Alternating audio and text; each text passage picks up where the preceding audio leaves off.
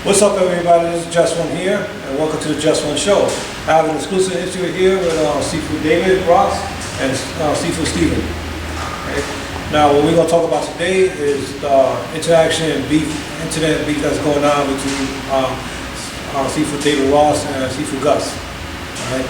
So, how did this whole thing start? You know, is it personal? One of the things I wanted to stress is that it's not personal, like two guys that just don't like each other.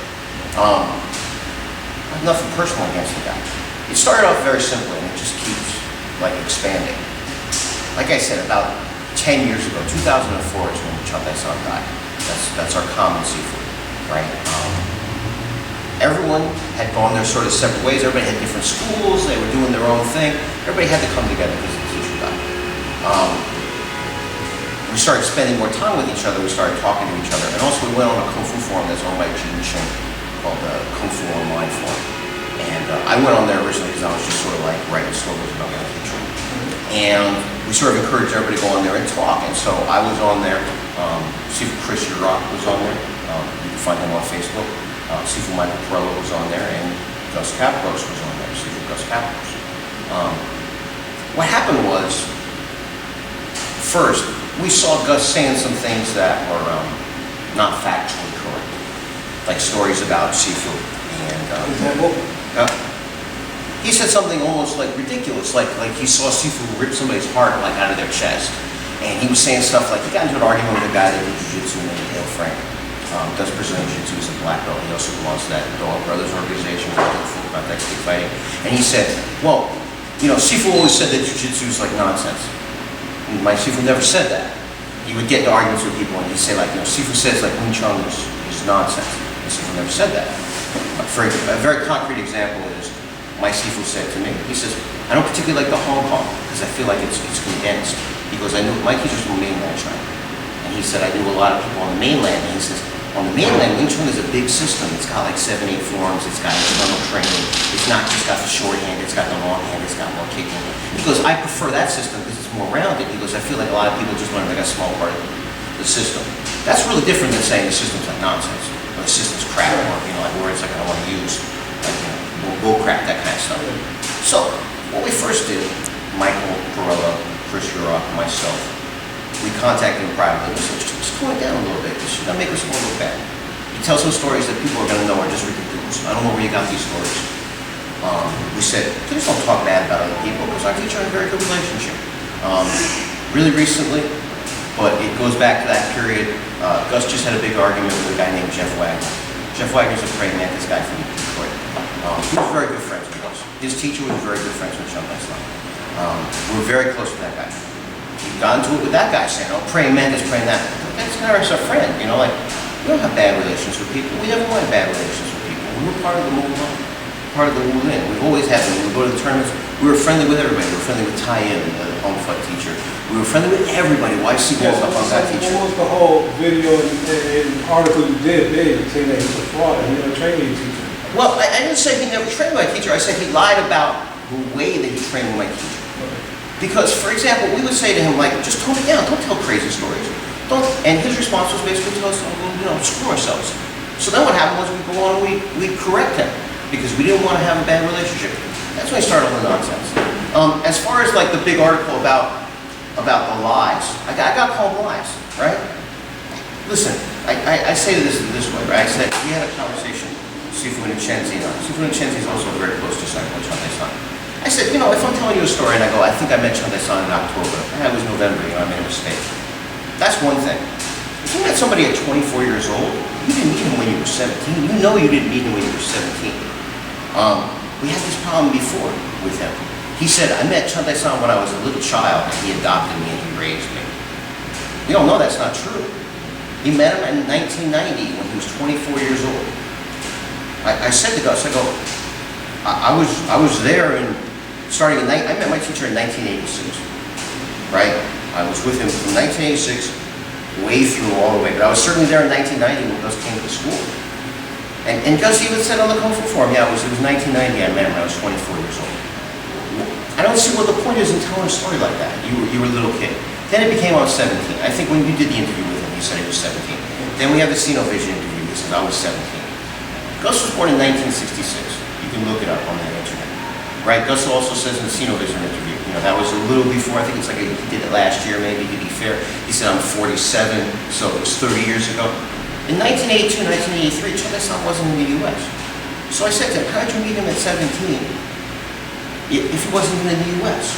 Because first I said, well, you know, you never met him at 16. You never met him at 17. I was there in 86, you weren't there in 86. So he goes, I met him, but I trained with him later. How did you even meet him? He wasn't in the US. The thing that I sent you some stuff to look at, right? Mm-hmm. What it was very simple. I can tell you I met him in 86. I can prove I was there in 86. We published the first article about him, me and a gentleman named Stephen Lorette. Stephen Lorette is part of the Praying Mantis School under Juba. I haven't seen him in a long time, but he's a good friend of Carl Albright. He's a good friend of Ron Williams. So you can find him. He introduced me to Chade-san. We wrote an article in 1989. Gus wasn't there in 1989. Now, people came later, right? There's nothing wrong with they came later. But he said, I was there in 1982, 1983. Well, you weren't. There's no reason to say that. Say you met the teacher in 1990, that's fine. Yeah, I always say to people, if Gus just says, I met Chade-san, I learned some stuff from Chade-san, I'm a Chade-san student, I have no problem with that. Chade-san was here, he taught maybe 5,000 people. There's a lot of people that learn things with him. Yeah, I remember him saying that at first the teacher didn't like him. He didn't. Is there any truth to that? Or? I don't think Chade-san liked anybody. Yeah, I mean, that's one way of putting it. I don't think he ever met anyone who was like, hey, I love you.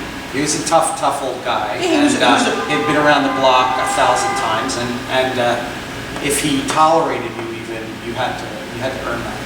You had to earn that. So that might be true. Maybe Gus did feel he was not liked, but I think that's probably common. But the thing is also, like, Michael Perella introduced him in 1990. By that time, Sifu Nichenzi was already there, Sifu Chris Urok was there, Sifu Michael Perella was there. We feel like he's trying to jump ahead of us by saying, oh yeah, I met him in 1982. There's no reason for that. There are people that met Chade-san before I met him. There were people that met him at the same time that aren't necessarily part of the group, like Carl Albright. Carl Albright actually trained in Chinatown in the Chan Family Association, the same place I showed you those pictures. Now, he's not part of Chade-san's organization. He went off to do his own thing. I don't have any problem with Carl. Is this chocolate or mama pie? Well, our teacher taught both. But what he would do is, he would pick you to do one system. So, like, for example, people say to me, you know Chade-fut. I know very little about Chade-fut because I was in the school my teacher would teach it. I don't really say I know Chade-fut because my primary area of study with Chade-san was Lama Pai. So I learned Lama Pai from Chade-san. I only learned Lama. Exactly. If I even can say I learned Lama, it was only Lama. He never wanted. And that's the problem. Gus was mostly a Chade-fut guy. So, I mean, that's okay. Study good Chade-fut under a good teacher. Why do you have to say, I never say I do Chade-fut, so why do you say he does well? And also, like, he always, like, he's not precise about things. And what happens is that causes problems. Really, there's a system called Lion's Roar. Lion's Roar was the original system that was being taught in southern China. Like any system, after a couple of generations, people break up. So you had Sing Long, and he taught Lion's Roar. He had two major students. One was Wang Yanlong, one was Wang Long Poi. Wang Long Poi became the White Crane. So for example, in Chinatown, in the day, it was like the White Crane School. Right? We were very good friends with them, but it's a slightly different system. It's like related, but it's not exactly the same. On Wang Yanlong's side, some people use the Lama name, some people use the Hakka name. We got letters from all over the world when Gus did his interview on Vision, because he goes, I do this system, it's all the same. It's like, it's called, you know, Lama Pai, also known as White Crane, also known as Hakka. Now, we have friends in all those different systems, because they're kind of like our cousins, but it's not the same thing as being exactly the same. So we got letters from like the White Crane Association, we got letters from like the Hakka Association. I'm very good friends with a Sifu named David Rogers in the UK. He's from what they call the Dong family line of Hakka. Now, he wasn't upset with me, because he knows I didn't say that, but he goes, why is your brother, like, insulting people and all this stuff? That's sort of like the kind of thing that he does all the time that causes problems. And we say, you gotta be more precise. You don't want to, when he trained with us, one of the problems was, he didn't want to learn history, he didn't want to learn philosophy, he didn't want to learn Chinese. Chade-san didn't speak any English, right? I'm not making that up. No. Right? How much English did he know? Tomorrow. Three. Go to movie, you know, and a couple bad words. We all have to learn to speak Cantonese. Gus was like, I don't want to learn Cantonese, I don't want to learn Chinese. That's okay. But then it's kind of hard for you to say, like 20 years later, I got all these secrets because I had this deep relationship with my teacher. How did you speak to him? How did you feel about him challenging you to a bare knuckle fight? Well, this is the story with that, right? I tried to correct him about some incorrect things that he said. And his response to me was, well, I want to fight you. Now, he challenged me 3 times. Twice in 2006 and once in 2007. And my response to him was, if you want to challenge me, it really has nothing to do with what we're talking about, right? But I'm a Kung Fu man. I'll fight you. He kept backing out. One time he got a lawyer to threaten the Kung Fu forum and threaten me. You know, like, honestly. Somebody says, come to my school and fight, and the next day you get a call from his lawyer saying, if you come to school, I'm going to have you arrested. You're not going to show up, right? Yep. I mean, that doesn't make any sense, right? I'm old school, right? I know a lot of old school people. I know you know Novell, Novell's old school, right? Mao Shan is old school, right? In the old school, if somebody challenged you, it's okay, you came, you locked the doors. We had only 3 rules. I don't poke you in the eyes, I don't bite you, and I don't hit you in the butt. It's only 3 rules. You follow those 3 rules, right? You get in, you do your thing, maybe you bring some people just to make sure it's honest. And when it's done, you shake hands. You could be friends even after that. But that's the way it is. But I don't think he really wants to fight. I think he just wants to distract people from the fact that we're correcting his mistakes. So it's want to fight, want to fight, want to fight. Every time he backed out. He told me like, oh, you know, I got to fight in combat rules. Okay, we'll fight combat rules. But then it's like silly stuff like, I want to bring friends and they're going to have knives. Dude, you want to fight me? You don't need friends with knives, right? You and I are going to bare knuckle go at it, right? What do you think this is? West Side Story? Well, that's what he did. I mean, you can look it up.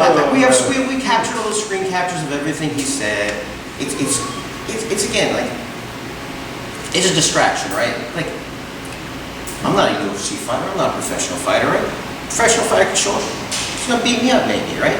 It's not going to change, like, the color of the sky. It's not going to change what the name of the city is. You know, UFC champion John Jones can show up and say, this city's not called New York. I'm going to fight you over it. He beats me up. It doesn't change the fact the city's named New York.